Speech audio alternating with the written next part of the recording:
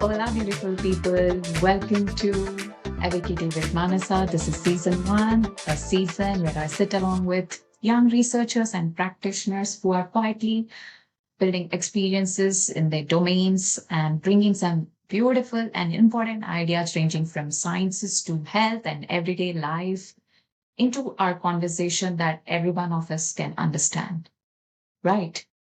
So let's get going. Before diving into our first episode, let me give you an introduction about me. I'm Manasa, a computational biologist and software engineer based in London. For our very first episode, we are talking about something that affects every single one of us. In our daily life, we see this very often, which is food. I know you must be wondering what's so new about this podcast. Food, there's a lot of content out there with regards to food. Let me give you a hint or let me clear what's happening in this podcast or what is going to happen in this podcast.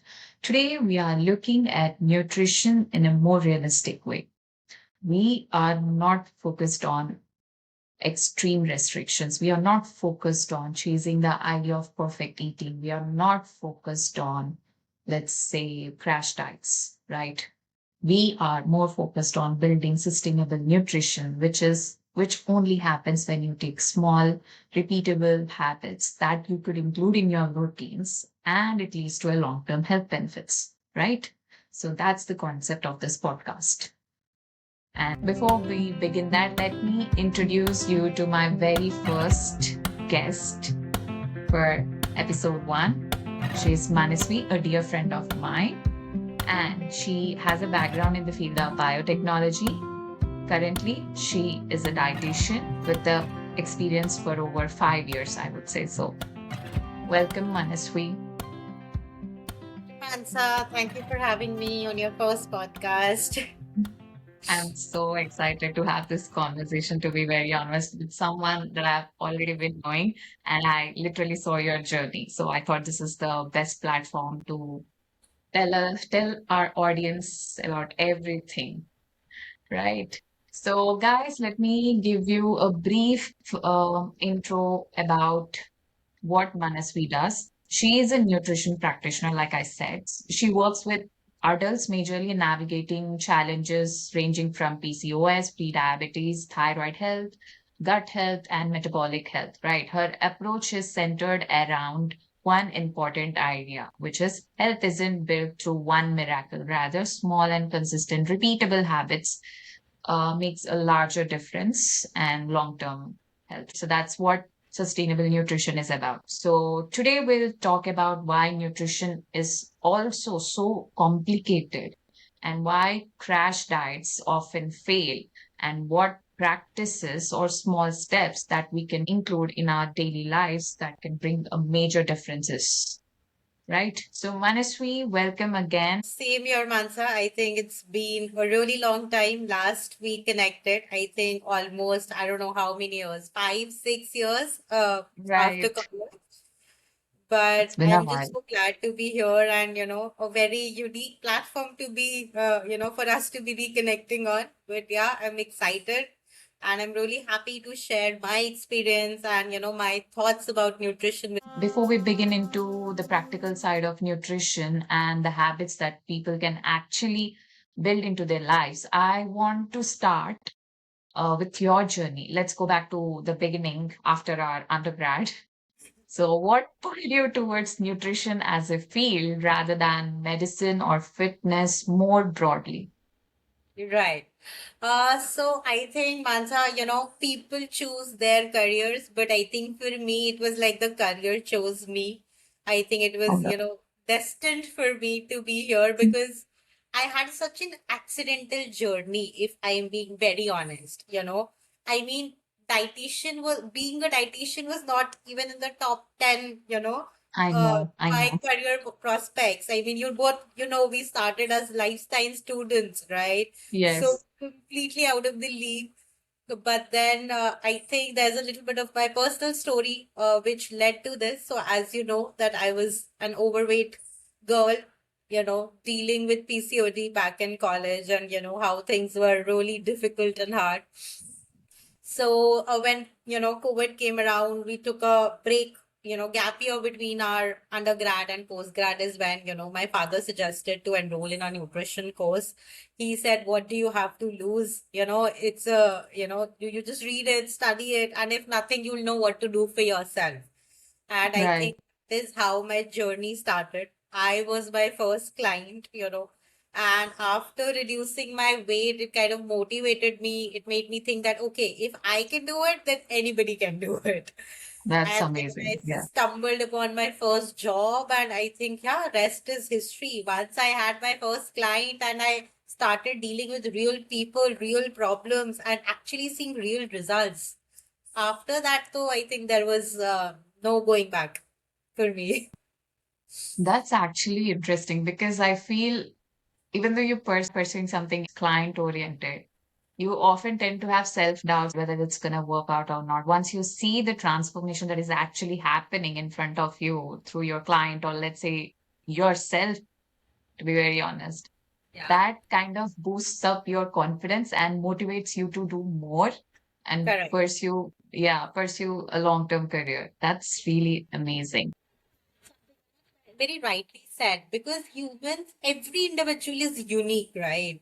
Even you Right. and me are not same. So, and Yeah. we live, we have billions of people around the globe and nobody's same, right? So Yeah. I think Yeah. I learn more while working than I ever could in textbooks because every new client, every new human being I interact with is a new experience. And no textbook can tell me how to deal with that person. It's true. It's true.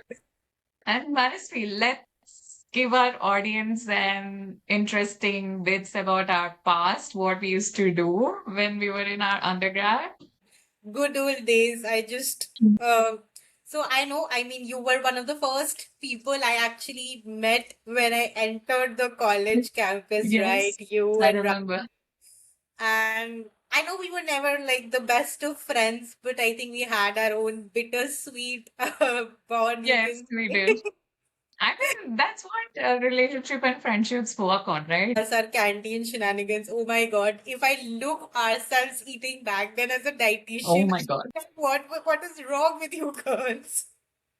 Right? We were literally like, some of us I used to run to the canteen to have like two, three parathas, and Chole other bhature. friends of ours would be like, Mansa. I'm like, what? I need to have it after hectic lecture that happened just in the morning. And then I remember the Pam pasta, which we used to have. Oh my God, I still miss it, but that's something I'm not looking forward to in this episode. It's gonna give a wrong information I know, right? message. Yeah. And that good old days though. True. Yeah. So let's get back to our main thing. Today, you work with adults across different age groups, right? Especially people dealing with weight management, PCOS, pre-diabetes, thyroid issues, gut and metabolic health. So who is the kind of person who usually comes into your consultation room? What are they typically struggling with when they first reach out, like major ones? Right. So if I'm being honest, I have handled a very, very diverse, clients, I would say. I have learned about diseases that I didn't even know existed in the first place. Like I said, I have Wow. learned more on the field than I actually, learned via textbooks. Of So, course. my youngest client was like 9, 10 years old. And I think I Oh, have had, like, my eldest client has been around 73, 74 years of, oh age. my God. And so I think there's no age for right nutrition, right? Since the day we Yeah. are born till the day we die, we eat, right? So I think every day is the right day to eat the right nutrition, I feel. Right, But right. to answering your question, of course, majority clients come in the range of, let's say, from 25, 26 to their early Hmm. 40s, because I think that is the generation that is more aware about, Hmm. how they need to, work on themselves or how they need to work on their bodies. Plus, again, the Yeah. work-life balance is not there. The schedule is so hectic for people that they don't know what to eat, what not to eat. And at least there is one thing these corporates are doing is getting the annual checkups done. So people are realizing that, in their early 30s only they're having problems that used to be Hmm. something, maybe in our age, we wouldn't even consider having diabetes, let's say at an age of 30. It used to be an old people's disease. Now everybody Right. has it. Mm. Can't help it. Like the lifestyle has become so complicated. I won't say complicated, so corrupted. Yeah. But yeah. So a lot of nutrition content is out there, right? In on online, let's say people claim it as correct diet. I don't know whether that's the good way to put it out or good word to say it out. There's always a new trend or new rule or new food that people are often told to like avoid. So you have spoken about how nutrition is not one size fits all, right? So can you elaborate this term and why do you feel so strongly about personalized nutrition? Right. So, like I said, there is no right diet, there is no wrong diet. Right, Something might work for one person, the same thing might not, work for person B, right? right. So, I always tell my clients, I'm here to guide you, I'm here to help Hmm. you. But the most important thing that you need to do is listen to your own body. Listen Right. what your body is trying to tell you. Just because some influencers said to have 120 grams of protein every day, don't just go around eating 120 grams of protein every day. I guess Just that. see if your body is even able to digest it. People just are following and taking random protein powders, and they come up to me then, I am having severe bloating, I'm having constipation, I'm feeling so heavy. I'm like, who told you to have 150 grams of protein in a day? They're like, oh, but I saw a video of it on Instagram and I thought, let me try it.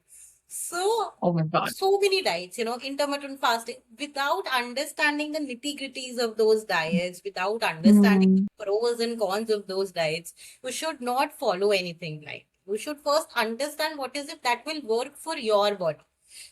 Hmm. Having PMOD, PCOD, whatever you want to call it today. But having that myself, so many people came to me, okay, we took this and ours got cured. We took this supplement, ours got cured. I tried it, but it didn't work for me because I am not, Yeah. you are not me, right? Yeah. Yeah. What worked for me might not work for the next girl that has PCOD. I can't say that I know Right. everything about PCOD today just because I Right. cured Right. my own. Because somebody's condition might be completely different. So it's a Correct. teamwork, I never ever, come to a consultation and claim that I know what will cure you or I can cure. Hmm. I Hmm. see, let's start working together. I will tell you how to listen to your body and let's figure it out together. And for me, Right. that is how personalized nutrition works. I don't come up with a pre-fed diet template in my mind, ki, acha, take this and this will cure me. This is not medicine. Hmm. You got fever and this is your paracetamol. That is not how Right. diet Right. works actually. That's correct. That's correct. That's correct. Let's say there's a person who is not into, or let's say doesn't love having breakfast in the morning, and some don't like having dinner. They say, okay, keep your whatever meal portion heavy in the morning and lessen it at the end. Is it something actually true? Or let's say, is it okay if someone skips the breakfast? How good is that? Or is it something personal? Like, Right. So I think, yeah, the last word you said that it is very personal. yeah, Genuinely believe that, light dinners help. Keeping your dinner meals very light and low in carbohydrates actually work. right. But then I would not prescribe that to somebody who has severe anxiety, who has severe depression, who has severe Okay, stress. Because that, okay. if I put them off the carbs, then that might, make them even more anxious. They can Right, right. worsen their condition. I had a client, she had severe depression. So I I can't give her salt-free meals. I can't Mm-hmm. tell her to stay hungry. I can't put her on Hmm. intermittent fasting because that is not good for her. That will make her even more restless, right? But for Right, right. example, somebody is comfortable having a light dinner. This, like, for example, Hmm. me, I sleep by 10 o'clock at night. So That's good. even if I like have a light dinner at 6 or 7, it's enough for me to fall asleep. But for somebody, let's say, who's having a night shift or staying awake till 12 o'clock, 1 o'clock, Right. and I tell them just have like a glass of smoothie at 6 and then don't eat anything post that. I mean, how will Right. the person survive? How will the person function? That's Right? true. That's Similarly, true. for breakfast, some people are very comfortable with intermittent fasting. They're okay with having their first meal at 12 o'clock. But then there are people who face acidity issues, gas issues, if they're not eating anything in the morning when they wake up. So it's a very personalized thing to, Correct. but personally, I feel that you should not skip meals. If you can eat, if you can, keep yourself well fed and still be healthy, according to me, that Mhm. is the best way to reach that goal. Amazing. Amazing. Amazing. So you work with people, let's say 25 to 70 is the average age group that I'm giving. Not that young adults are not, I mean, young kids are not included. So the concerns are majorly PCOS, pre-diabetes, thyroid issues, fatty liver or gut health, etc. Is there any common thread you see underneath many of these challenges? Okay. Be it any lifestyle disorder, Right. it doesn't Mm-hmm. just happen overnight. If Hmm. I have diabetes, it didn't happen just because I ate one extra laddu yesterday or Right. a year back, right? It Hmm. happened because there was decades and decades of, wrong lifestyle practices, if I can put it that way, severe chronic stress, Hmm. disruptive sleep patterns, not eating the right food, all processed, junk food, sugar. So it's a culmination of a lot of things that we did wrong in our past, is why we have a disease. So when Right. people act so surprised, oh, I have diabetes. I never had it before. I had to even eat less. So people are so surprised that, okay, it happened overnight. But that is not the truth. It happened because Hmm. you did something majorly wrong for many, many, many Many years. years. Right. Right? And as far as the root cause, if you want to ask me, I would say yes, definitely in today's world, stress is one of the major Hmm. causes that leads to, all these lifestyle problems. And of course, the access to, you know, unlimited supply of processed food at so less cost. That is another reason that why we are where we are today. I agree, right? The lifestyle and the processed food has been triggering a lot many things in our health. So that being said, we are seeing lifestyle related issues appearing very early on, not even after 30s. It's Correct. starting in 20s and even before. I don't know how true is that, even before 20s. So even among them or these people in their late 20s and 30s, why do you think that's actually happening? Like, I know the lifestyle is a concern. Like, where is the actual start point of all this sequence of events? I think it starts from when you stop caring for yourself, when you become Hmm. so much engaged in your, be it Right. studies, be it your job, business, Right. that you just forget to pay attention to basic small things. When you Right. stop paying attention to what is there in the plate in front of you. Some people, I have some of the most busy clients and they say, whatever is cooked, we eat, whatever is there on the plate, we eat, whatever we can find in the fridge, we eat. So when people stop putting conscious efforts to what they have to eat or what kind of environment they have to expose themselves to, is when these problems start. I get it. I get it. And for someone who is listening right now to our audience, maybe most of them are busy people. Busy, I would say the definition of busy changes or it varies according to each individual. So let's say working professional with long hours, irregular meals, and stressful schedule. Where does real change usually have to begin in their life? I think first thing is acceptance that they are doing something wrong. Hmm. Second step is being conscious. The Hmm. day they start living their lives more consciously and not on autopilot mode, I think a lot of things change. Hmm. Like, Hmm. once I have any client into the program, after a couple of months, they start telling me, okay, now Minas, we understand what we have to Hmm. eat, or how we have to make these changes. Even when we are Hmm. going out, we know what dishes to order and what foods to avoid. So Yeah, I yeah. always claim, and I try to preach basically that diet is not something like a 6 months or a 9 months or a 1 year long program. It's a Right. lifestyle change that you have to kind of follow till the day you die.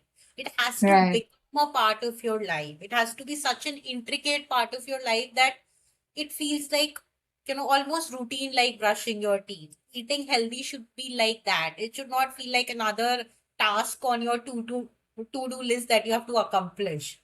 It just should be a Mm-hmm. way of living, a healthy way of living. Yes, yes. So you specifically avoid crash diets, right? Extreme restrictions and all those things like unnecessary food elimination, unless it's medically advised or required. What do you think um, makes extreme approaches so tempting, but also so difficult to sustain sometimes? Correct. So again, like I said, when somebody decides, let's say, that they have to reduce weight or they have to reverse their diabetes or any other condition they have, then they suddenly overnight want to be perfect. you know there was a time when they were doing zero and suddenly they want to do 110 or 100, for that matter of fact. They'll be like, okay, Hmm. I'll leave gluten also, I'll leave dairy also, I'll start gym also, so they put so much pressure on their cells that Yeah, they can't sustain it, they succumb to it, and then something that should have lasted for years gets over in just like 10 days or a month max. I get that. Right, right. Overnight change never happens in anything. Correct. Okay. Can you give me one major health concern with regards to women? Okay. So I think as women, sometimes I feel we are born to have these medical issues, but I'll just categorize it in simple three, issues that we face, based on what, phase of our life we are in.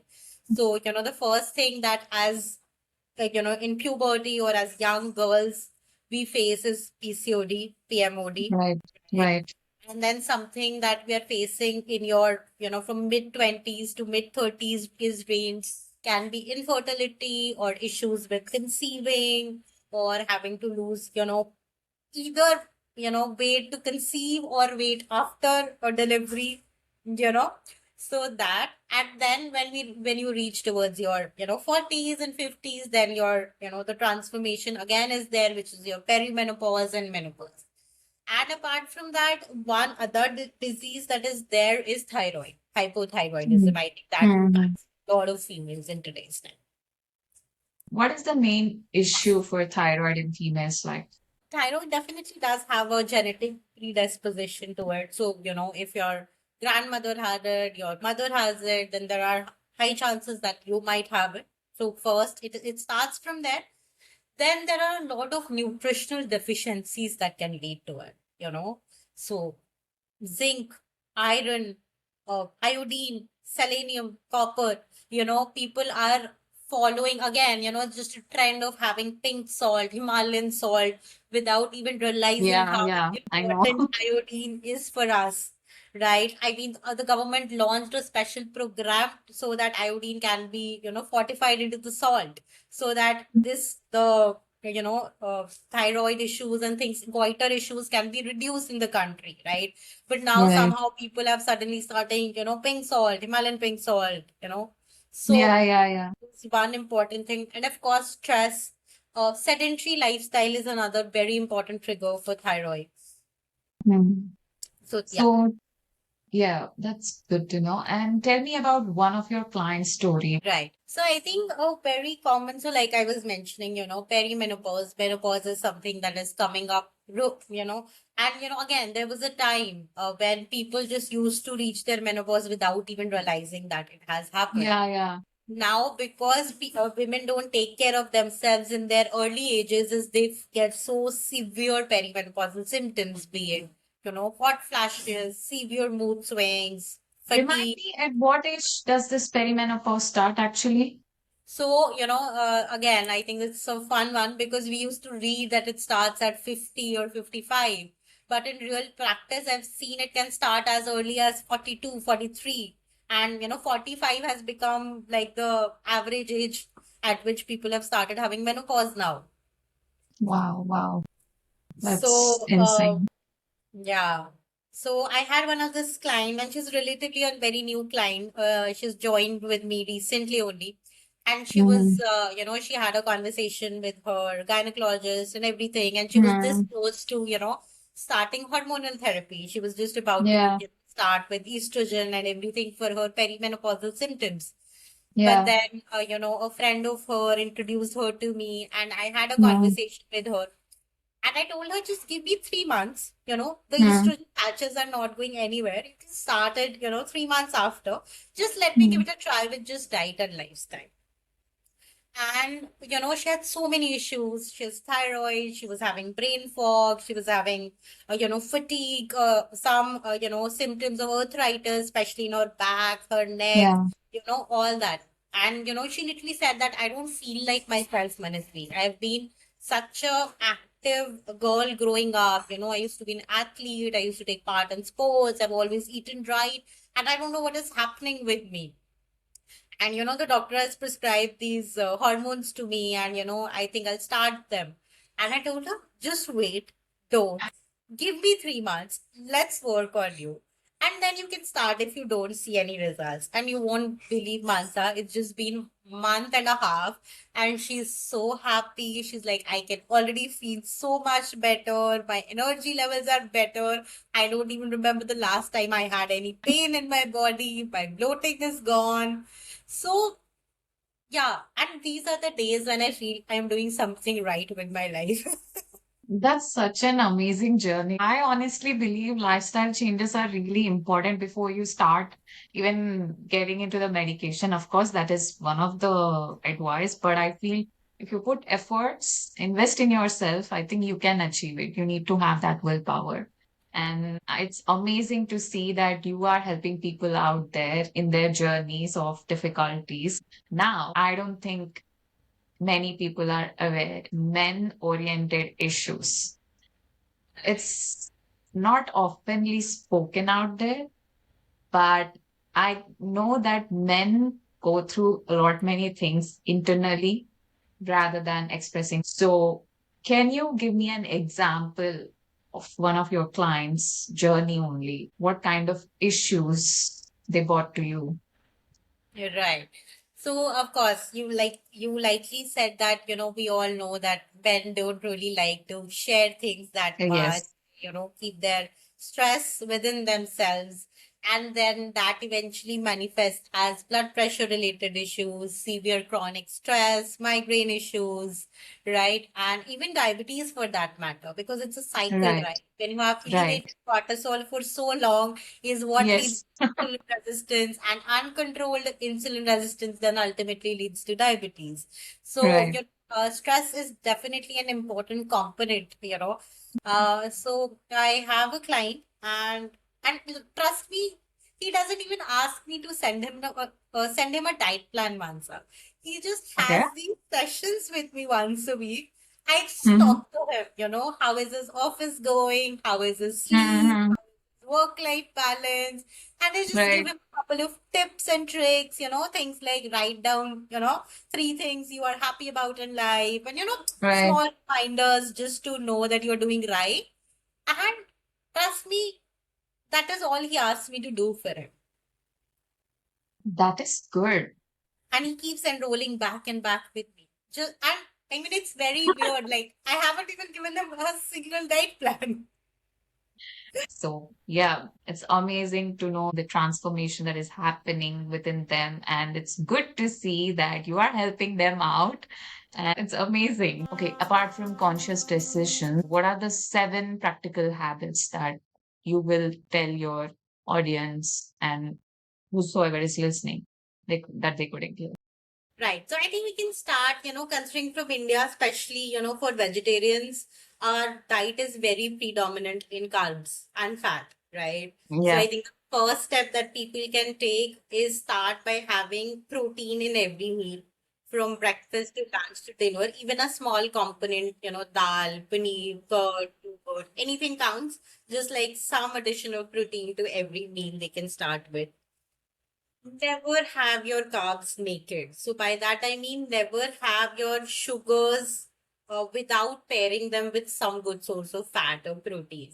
Example, you want to have an apple, just pair it with unsweetened peanut butter. You want to Okay. have mango, just put it in some yogurt and have it. So and carbs are not bad. That's like the biggest myth that is going around there, that carbs That's are bad. correct. Any day, any nutritionist you talk to, they'll tell you 50 to 60% of our diet has to be, carbs. It is at the end of the day, primary fuel on which our body runs, right? It is Mm-hmm. just to learn how to balance those carbs, how to eat those carbs, right? Right. Then you have to sleep well. 7 to 8 hours of proper good sound sleep is very important, right? Mhm. Then very small practices like deep breathing. 3 rounds of deep breathing before your meal. It just calms your body down. It just makes your system ready to accept the food that we are eating, right? Then 10 minutes post meal walk. Very simple. You don't even have to go outside. Just walk in your cabin, walk in your office area, Just go to a friend who's sitting in the opposite corner, have a chat and come back. As simple as that. Then it can be including probiotics in your diet. So these are very small things that will see again, one habit might not feel like a big thing, but when you do 10 of those, it changes your lifestyle. That's a very valid point. So I think again, we as a country are growing. We have a load of lactose-free options available now. We Yeah. have lactose-free milk, lactose-free curd is available. Then we have a tofu that people can opt for, soya products that people can opt for. Mm-hmm, mm-hmm. We have pulses, whole grains, quinoa that people can opt for. And of Oh, course, if that's you're a amazing. non-vegetarian, then eggs, chicken, fish, you can have anything That's you want to. amazing. I am someone who hates milk to the core, Yeah, but I I can go remember back. that.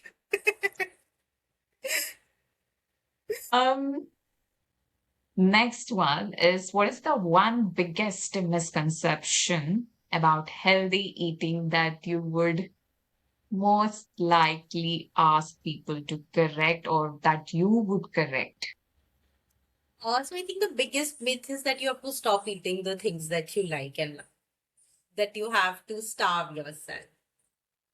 Okay, that's a good one. Let's end up with a quick rapid fire. One food you always ask people to stock up at home. I think it'll be some curd or yogurt with some, nuts and berries. It's like the perfect snacking option for any sort of craving that you're having. Amazing. Coffee or curd? Of course, curd. I love curd. The health trend you wish would disappear. Oh God, that you Disappear. can lose 15, 20 kgs in 30 days, or these fat diets, one meal diets, water diets. Please, no. Amazing. One sentence of advice for someone who is about to give up on eating healthy altogether. Don't. The progress Okay. might be slow, but you will get Mhm. there. You might just need a little bit of patience and the right guide. Come to me. That's a good advice. Good advice. So, Manasvi, that's the end of rapid fire. Where can people actually follow your work or reach out to you if they want to learn more and work with you or get some consultation about nutrition? Right. So I think my personal page is still a work in progress, but then they can always reach out to me at Gupta_Manasvi. That's my personal Instagram profile. They can anytime DM me there. And, I'll share my contact number as well, and you can just add it in the details, and then they can, reach out.